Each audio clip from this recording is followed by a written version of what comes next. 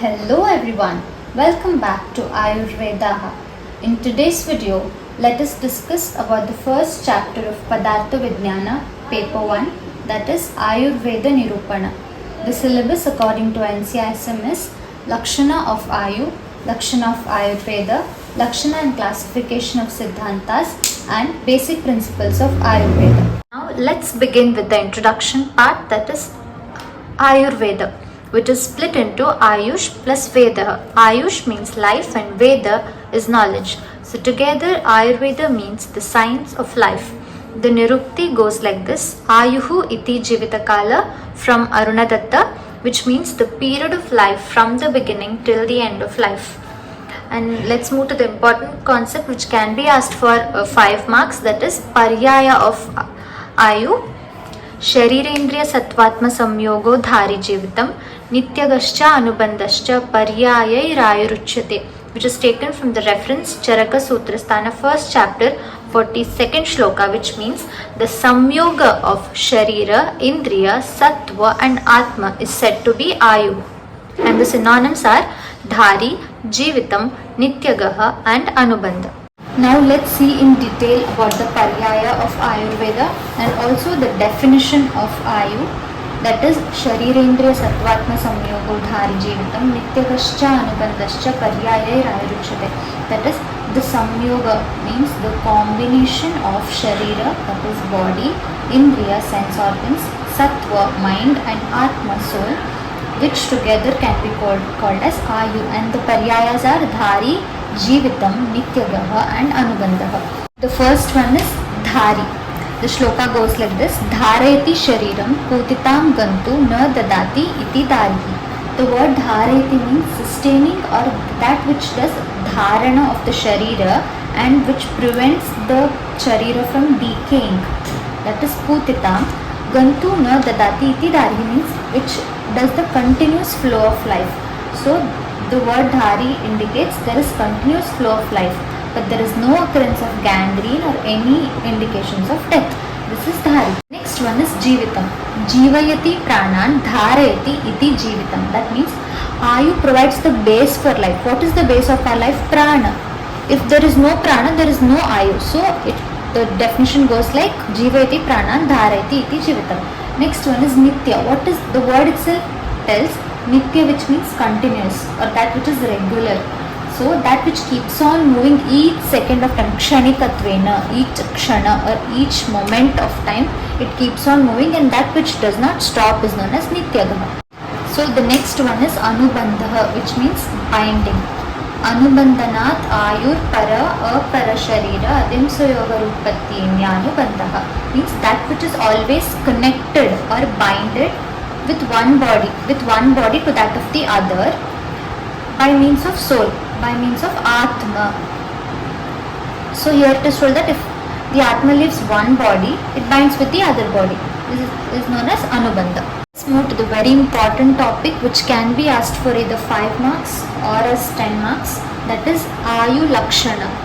That means the science of the living person, which goes as follows: प्राणापानो निमेषाद्य जीवनं मनसो गतिः इन्द्रियान्तरसञ्चार प्रेरणं धारणं च यत् देशान्तरगतिस्वप्ने पञ्चत्वग्रहणं तथा दृष्टस्य दक्षिणेनाक्ष्ण सव्येनावगमस्तथा इच्छाद्वेषः सुखं दुःखं प्रयत्नश्चेतना धृतिः बुद्धिस्मृति अहंकारो लिंगानि परमात्मनः. From the reference Charaka Sharirasthana, first chapter, 71st shloka. So what is prana pana? Prana means inspiration, apana is expiration. Split the word. Prana apana. Nimeshadya, twinkling or blinking of eye, is known as Nimeshadya. Jivanam, which means life. Manaso gatihi, gatihi means the sanchara of the mental perception is known as Manaso gatihi. Then the next line is Indriyantara sancharaha preranam dharanam chayat, which means action shifted from one object of the sense organ to the other. For example, the action, I can shift my action from visual to touch. So there is sanchara of the indriyas. The indriyas are panchajnanendriyas, that is chakshurendriya, rasanendriya, sparsanendriya, shrotrendriya, and the granendriya. So preranam dharanam chayat, which means it does the prerana and dharana, that is mobility and stability of the mind. The third line is Deshantara Gatihi Swapne Panchatva Grahanam Tatha. Deshantara Gatihi Swapne, in Swapna, in dreams, Deshantara Gati takes place. Gati is movement in dreams. That means he is moving around in dreams. So he gets Swapna. Panchatva Grahanam Tatha. What is the Panchatva Grahana? That is anticipation of death. Drushtasya Dakshinena Kshna Savyena Vagamastata, which is something visualized in the right eye, but the knowledge of that is got by the left eye too. For example, when you try to focus on a particular object, when you are observing it through your left eye, but also your right eye automatically gets the knowledge of what you are observing. So that is drushtas, this fourth line meaning. Next one, Ichcha Dvesha. The last two lines are Ichcha Dvesha, Sukha, Dukkha, Prayatna, Chetana, Dhruti, Buddhi, Smriti and Ahankara. What is Ichcha? The Ichcha, desire. Dvesha is hatred, Sukha is happiness, Dukkha is misery, Prayatna, the effort, Chetana, which is consciousness, Dhruti, which means stability of mind, Buddhi is intellect, Smriti is memory, and Ahankara is ego. So all these are the signs of the living person. Ichcha, Dvesha, Sukham, Dukkham, Prayatna, Chetana, Dhruti, Buddhi, Smriti, Ahankaro, Lingani, Paramatmana. Please to study Ayu Lakshana in detail with all the 6 lines of shloka along with the meaning of each word, as it can be asked either for a long or a short essay question. The next is the assessment of Ayu, that is Hita Hitam Sukham Dukkham Ayustasya Hita Hitam Manam Chatachayatroptam Ayurvedasa Uchyate. The reference is from Charaka Sutrasthana, 1st chapter, 41st shloka, where the Ayu can be assessed in 4 ways: Hita, Ahita, Sukha and Dukkha. What is Hitayu? The one that is useful, and Ahita is the one that is harmful. Sukhayu is nothing but the happy life, and Dukkhayu is unhappy life. So in Charaka Sutrasthana 30th chapter 24th shloka, you will get the characteristics of all these 4 Ayus. Let's see about Hitayu. Hita means the one who always speaks the truth. He will have very good Ayu, or the one who wants to lead a peaceful life, a person who always initiates the work after knowing properly, and the one who follows the Trivarga, very important.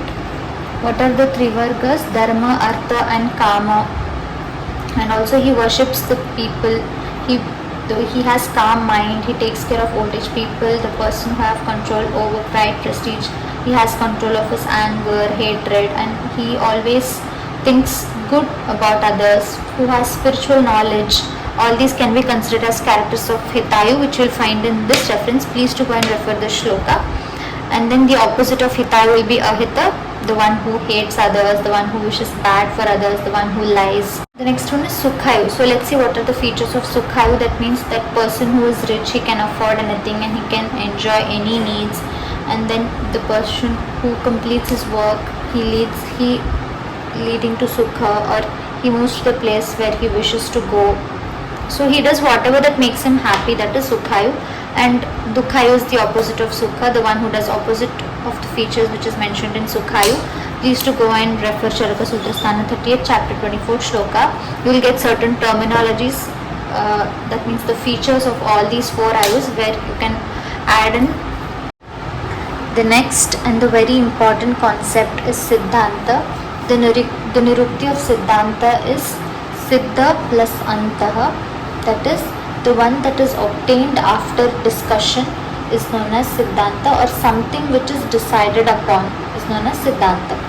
So the definition is Siddhanto nama sayaha parikshikair bahuvidam parikshya hetubhischa sadhayitva sthapyate nirnayaha. The reference is taken from Charaka Vimanasthana 8th chapter 37th shloka, which means Siddhanta is said to be that which has been tested.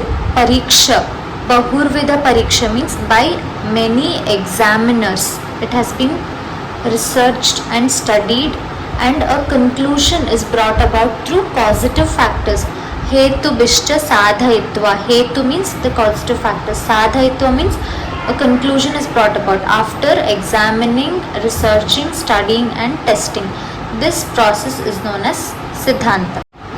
So in Ayurveda we have many Siddhantas such as Moola Siddhanta, which make this science a scientific science, and also these are just like roots which gives a strong base to the whole tree. So let's move on to the types of theories. So this is Siddhanta Veda, that is classification of Siddhantas, which is of 4 types. Satu Chaturvidaha, Sarvatantra Siddhantaha, Pratitantra Siddhantaha, Adhikarana Siddhantaha, Abhyupagama Siddhanta Cha iti. Charaka Vimanasthana 8th chapter 37 shlokas, which says there are 4 theories, that is Sarvatantra Siddhanta, Pratitantra Siddhanta, Adhikarana Siddhanta and Abhyupagama Siddhanta. What is Sarvatantra? Which is universal theory. Pratitantra is textual theory. Adhikarana Siddhanta is contextual, and Abhyupagama is hypothetical. So let's see in detail about all the 4. Let's move to the first Siddhanta, that is Sarvatantra Siddhanta. The shloka from Charaka Vimanasthana 8th chapter 37th shloka. Tatra Sarvatantra Siddhanto Nama Tasmin Sarvasmin Tantre Tat Prasiddham Yatha Santi Nidanani Santi Vyadhayaha Santi Siddhyupayaha Sadhyanamiti. So this is a universal theory which is accepted by all the treatises of the same discipline. That means, say for example, Tridosha. This Tridosha, what are the Tridoshas? Vata, Pitta and Kapha. This Tridosha Siddhanta is accepted by Sushruta too, Vagbhata and also Charaka. That means the same concept which is accepted universally is known as Sarvatantra Siddhanta. The one which is accepted by all in the same field. Panchamahabhuta. There are 5 Panchamahabhutas. This is accepted by Charaka, Sushruta and Ashtanga Hridaya. And even Saptadhatus. What are the Saptadhatus? Rasa, Ashrut, Mamsa, Meda, Asti, Majja, Shukrani, Dhatavaha. All these are accepted by all the 3 Acharyas. That means this is universally accepted. Nidana. What is Nidana? Nidana is nothing but Hetu, the causative factors. Every disease will have a causative factors, and Vyadhi and also the treatment. The next Siddhanta is Pratitantra Siddhanta, that is textual theory. Pratitantra Siddhanto Nama Tasmin Ekaikasmin Tantre Tat Prasiddham Yatha Anyatra Ashtau Rasaha Shadatra Panchendriya Anyatra Shadindriya Anyatra Tantre Vatadikritaha Sarve Vikara Yatha Anyatra Atra Vatadikrita Bhutakrita Cha Prasiddhaha, from Charaka Vimana 8th chapter 37 shloka, which means these are some famous theories or topics pertaining to a particular treatise. That means a concept which is accepted by one Acharya, which is famous in that book, will not be accepted by any other Acharya. For example, in Rasa, according to Charaka, he says there are Shad Rasas. What are the Shad Rasas? Madhura, Amla, Lavana, Katutikta, Kashaya. But other Acharyas, like in Dhamargava Tantra, he has told 8 Rasas. He has included even Kshara and Avyakta. And Jnanendriya, according to Charaka, he has told Pancha Jnanendriya. But other Acharyas have included even Manas. And Acharya Charaka says the main cause for Vyadhi is Tridosha, Vata, Pitta and Kapha. But others have told it includes Tridosha plus Bhuta. What is Bhuta in this context? Bhuta means certain microorganisms also can be the cause for diseases. So this is about Pratitantra Siddhanta. So the next theory is Adhikarana Siddhanta, which is contextual theory.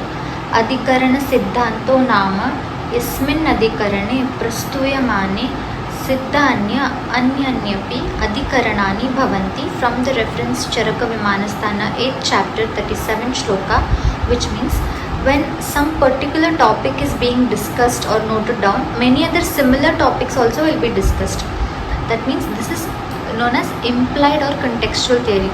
That means we are taking some proved information and again proving the same thing. For example, Tantra Adhikarana. wherein we write the name of the tantra, from where is it taken, either from Charaka Samhita, Sushruta Samhita or Ashtanga Hridaya, Sthana Adhikarana, from which Sthana, Adhyaya, from which Adhyaya, Prakarana, from which context are we taking. So this is Adhikarana Siddhanta.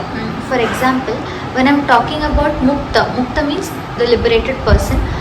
I will tell a person who is Mukta is devoid of karma. That means when I am talking about Mukta, simultaneously I am also talking about karma and punarjanma. When stating that the liberated person is not bound by any actions, the theories of karma, liberation and rebirth also are said.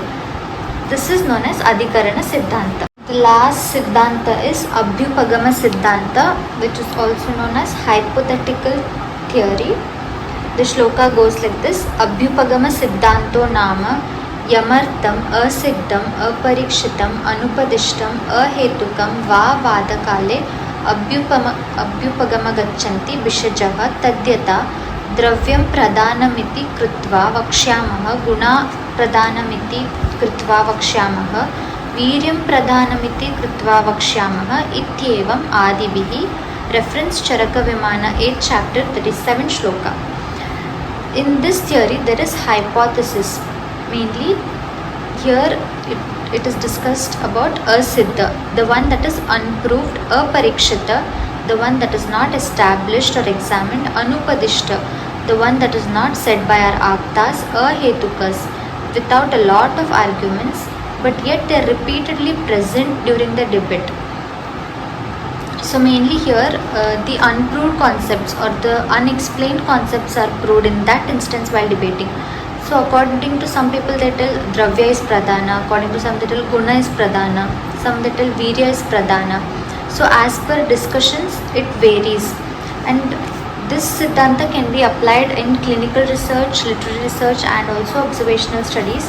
When a particular medicine is effective in that case, we can consider it as Shreshta. So this theory can be applied in Abhyupagama Siddhanta, where there is only debate taking place and there is unproved theory. So coming to the last concept and also the important concept of the chapter, that is the Ayurveda Siddhanta, or the introduction of basic principles of Ayurveda and its significance. So there are 8 Siddhantas mentioned. The first one is Loka Purusha Samya Siddhanta, that is theory of interrelation between universe and man. So according to them, whatever is present in the universe will be present in the human body too. For example, if there is Panchamahabhuta present in the universe, Panchamahabhuta is present within our body too. So this is what they mean by Loka Purusha Samya Siddhanta. The second one is Panchabhuta Siddhanta, that means theory of 5 primary elements, that is Prithvi, Jala, Agni, Vayu and Akasha. What does Prithvi do? It gives Murti, that is shape. What does Jala do? It gives Kleda, moisture. Agni gives Santapa, heat or temperature. Vayu gives Prana, life or action. Akasha gives Avakasha, that is space. The next one is Tridosha. We will be studying about Tridosha in detail in your Samhita, that is Vata, Pitta and Kapha. Triguna theory, Sattva, Rajas and Tamas.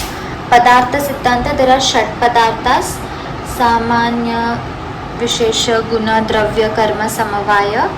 And Rasa Panchaka is your Rasa, Guna, Virya, Vipaka and Prabhava. Roga Siddhanta is about your Nidana Panchaka, Nidana, Purva, Rupa, Rupa, Upashaya, Samprapti. Chikitsa Siddhanta is theory of treatment, where you will be doing Shamana or Shodhana. So all these are very important in the Ayurvedic Siddhanta. So I hope all of you understood the chapter Ayurveda Nirupana. Please do learn all the shlokas which I mentioned with proper flowcharts. Keep visiting our channel. Thank you one and all.